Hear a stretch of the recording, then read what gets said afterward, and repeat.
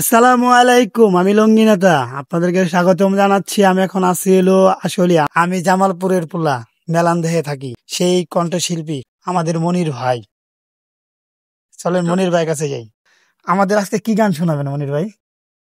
না, যেহেতু জামালপুরের মেয়েদেরকে নিয়ে একটা গান শুনতে চাইছেন, জি, তাহলে ওরকমই একটা কলি গান শোনাই, আচ্ছা যদি তাহলে। আপনাদের ভালো লাগে। শোনো জামালপুরের মাইয়া গো, মন কারিয়া যাও কোথায় পালাইয়া। শোনো জামালপুরের মাইয়া গো, মন কারিয়া যাও কোথায় পালাইয়া।